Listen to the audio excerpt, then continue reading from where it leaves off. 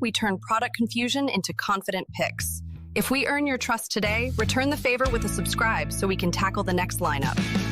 Stuck between the Canon Portrait and Travel Lens Kit, B08 HQ PMF3C, and the Sigma 16mm lens, B07 DTPX SCX. This is a tough one.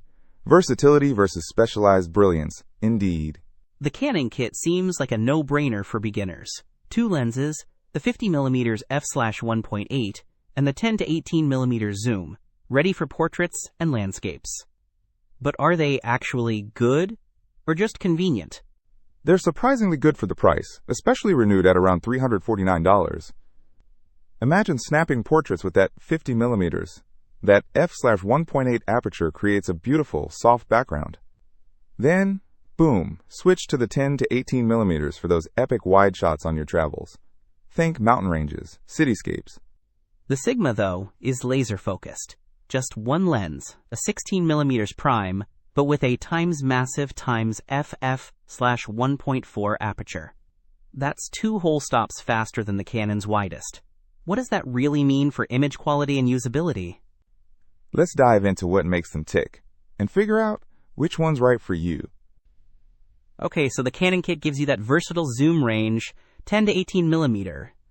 Great for travel, adapting to different scenes. The Sigma's fixed at 16mm, forcing you to zoom with your feet. But that fixed focal length often means sharper images. Exactly. The Canon is your everyday companion, adapting to family gatherings, hikes, you name it.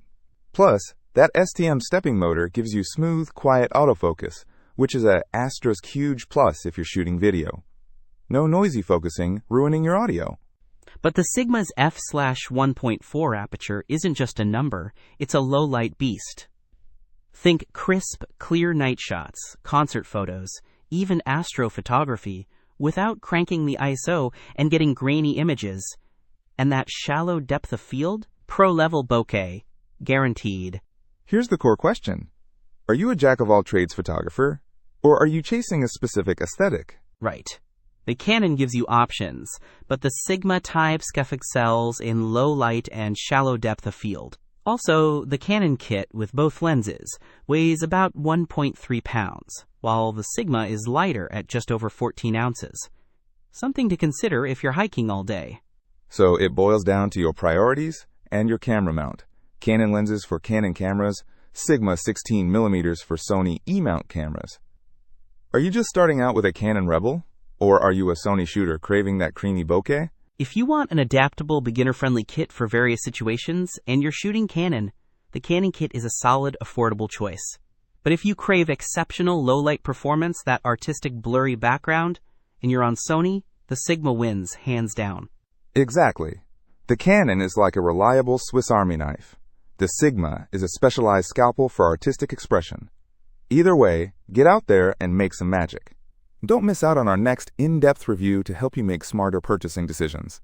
Hit that subscribe button and the notification bell so you're always in the know.